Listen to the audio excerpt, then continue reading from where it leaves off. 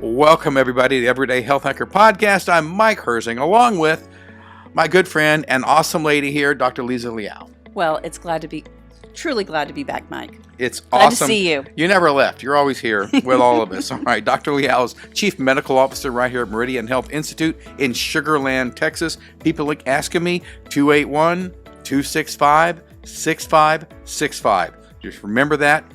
Get a tattoo, get a mark, put it on your pen, write it on your hand. You're going to know it. Just write it down. Write it down. That's all right.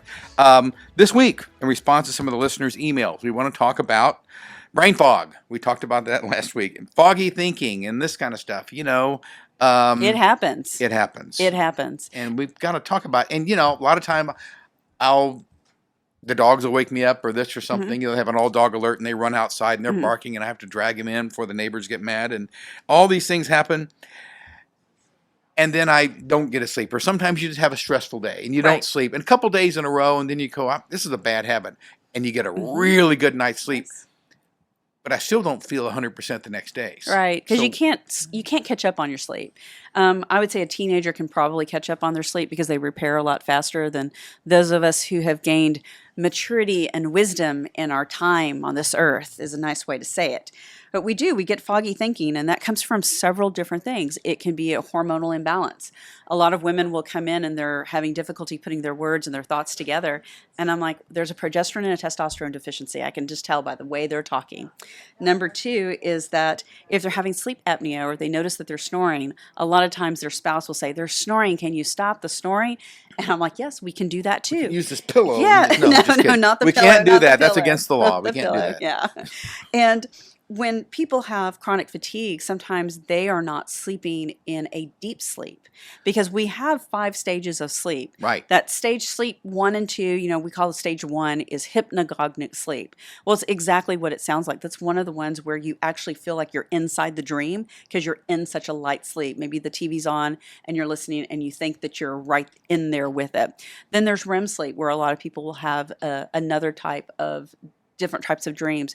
Then we have stage 4 sleep, and that's where people can have night terrors and really disturb sleep. So sleep is very important. We cannot restore our bodies and our cells on a cellular level unless we have good sleep. So that's why having a balance in your body is very important.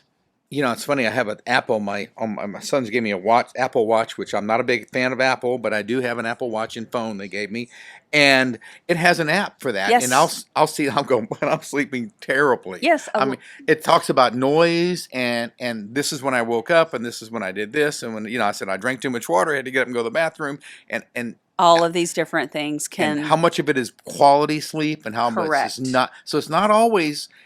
How much? Sometimes it's quality too? It's quality because you want to cycle through stage 4 and 5 because you actually cycle through your sleep several different times through stage 2, 3, 4, 5.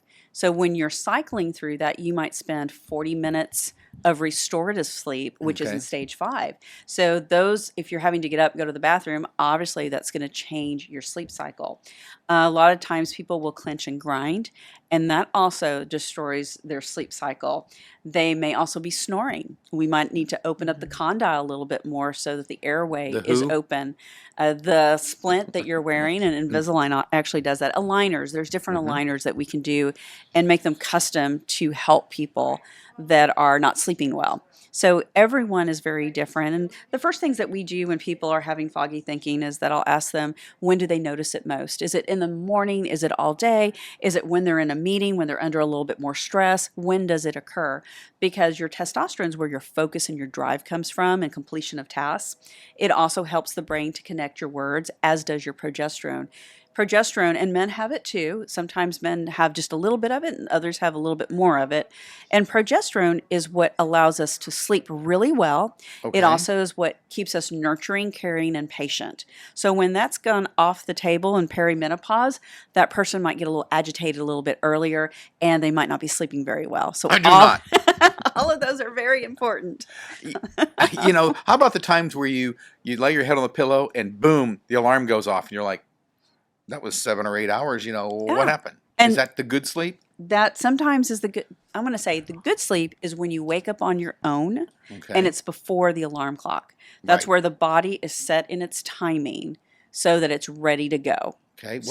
Go ahead. What about the days you can't turn your brain off and and you're thinking about work or you're thinking about school or whatever, and Great you're just like, question. So that's usually a hormonal imbalance, and it can also be a melatonin imbalance. Melatonin is really important. A lot of people will say, "But doc, I'm taking melatonin and I'm taking magnesium at night," and I'm like, "What time are you taking it? How much are you taking it?" Because a lot of times you actually have to break up the melatonin to take at dinner and then redose right before bedtime. really? So it depends on how your brain is working. Everyone's is a little bit different. People who ruminate and they're thinking of the problems, or when I wake up, I need to do this. I'm like, have a notebook by the table. Don't turn on your iPhone to make yourself a note. Good old fashioned pen and paper, write it down. So now that it's concrete, you can stop thinking about it, put it to rest, and in the morning you won't forget it because it's been written down. How many times you're like, God, I got to remember that for tomorrow. I got to remember that tomorrow. And the whole night you think, I've got to remember this for tomorrow. So that's where it's really important to have a good sleep hygiene, just a definitive type of system on what you do to go to bed, so that before you go to bed, you might need to write in your journal all the things that you need to do in order to not forget, so that your mind can rest and your subconscious isn't thinking of all the what ifs and what you could do.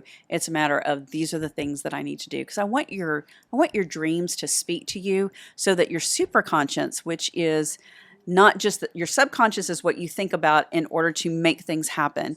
Your superconscious is where your dreams come from, and the things that are your goals. But if you're not allowed to think about them, then you're never going to create them or make them happen. So it's important to be able to feed the superconscious mind as well. It's like watching The Secret or something. Yes. You know, Excellent movie. it Excellent is book. my favorite movies and books. But the point is, so, all right, now, a lot of medicines you'll see take on an empty stomach right before bedtime and things like that. So obviously, bedtime snacks, probably not the best idea. What about iPhones or tablets right before bed?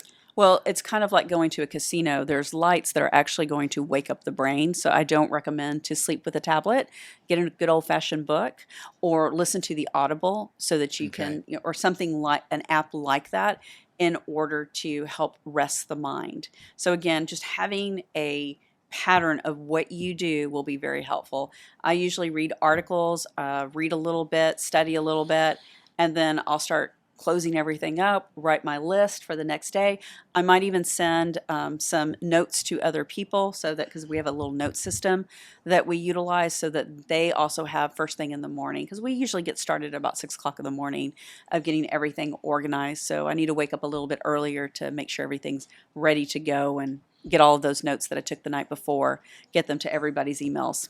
So books on Kindle may not be a good idea, or maybe make it to where it's black with white letters. Exactly. That's what I share with a lot of people, because they're like, "But I love my Kindle." And I'm like, just change it to nighttime, so that it's not waking up the brain. That's a great way to help minimize that. Yeah, because a book is always better, but you know, some days we're all addicted to our electronics and things like that. I mean, that's why, I'm so proud of our grandchildren. There are no electronics unless it is 30 minutes. That's it. That's all they get. They are back to puzzles, and how many times that we did, do the square box, tic-tac-toe. And I have to say, one of my grandsons has a really great strategy for tic-tac-toe. Absolutely. But it's just hard. This is one of the biggest things that we get emails about, and people would say, hey, be sure to ask her this, be sure to ask her this. The fatigue thing we talked about last week or last episode, this thing with the brain fog, and there are just days you just can't seem to wake up, and you just don't feel sharp. And of course, they'll take an energy drink, and they'll we do don't a want you doing Bang, that, or they'll do a Monster Energy or something, or so here's a couple reasons coffee. why we don't want you doing that. Number one, it's a carbonated drink, and it's going to eat your enamel. Number two, it increases your liver enzymes. Number three is that it can actually cause your heart to go into an arrhythmia. So those are just some of the things. If your spouse or your partner is saying that you snore, come and see us. Let us do an analysis, because there's some simple things that we can do that are very comfortable, so that you're not wearing a CPAP. CPAPs can be very uncomfortable. Nasty. A lot of people feel like, and they're nasty because they keep the bacteria. Right. And it's not cleaning them. You actually need to get up in the middle of the night and clean them, because our mouth is the dirtiest place in our body. That's- So, when you wake up in the morning and you have bad breath, it's because the bacteria has been building. So you can think about it if you're wearing something on top of that, like a CPAP. If you have metal braces, those braces are actually going to keep a lot of bacteria. People still have those? Unfortunately, Get outta yes. here. And we always say, there's some other things that we can do by getting No those brackets kidding. off. The Invisalign stuff And- is well, awesome. There's different clear aligners that can absolutely help, and Invisalign is absolutely one of those choices. And it is really amazing because we can also turn around their snoring and help them to sleep better by doing some of these clear aligners to help them. My wife is on hers. She's toward the end. Only has like 2 more weeks or 1 more. I know, and I tray to heard she go. stopped snoring. She's getting dramatically better. Awesome. And the best thing is her teeth now match, and she can actually chew things better. Us, and That's the best part. And what a lot And of that people changes as you get older, say, doesn't it? Oh my gosh, braces are just for straight teeth. No, it's form and function. Straight teeth is, yes, it's one of the byproducts, but it is about having your beautiful teeth for the rest of your life in a manner that's going to help support the rest of your health. Because if you think about it, if you have plaque in your heart and you have plaque, it's the same plaque that is also on your teeth. So it's very important. It's a whole body, and it all starts in the window of the mouth. And they don't use a pick to get it off. No. Floss. It's floss, a lot floss harder the ones than you want to that. keep. Floss Okay? the ones you Floss wanna the ones keep. you want to keep. All right, folks. If anybody has a topic they want us to talk about, info@everydayhealthhacker.com. And this lady right here, well, check it out. I promise you. And we're out of time. As always, please, if you like the podcast, if you like listening or watching or whatever you want to do, please subscribe, because that makes it so much easier for us. That way you won't miss anything, because she does. You don't know what the topics we're going to do. I think next time we're going to talk about some fillers and stuff, and being able to look a little bit younger. Some of the aesthetics are coming up. Without the knife. That's without right. The knife. There's All lots this of kind of different stuff. things that And we without can do. looking like one of the housewives that look Yes. like they look plastic. We're not going to do that way.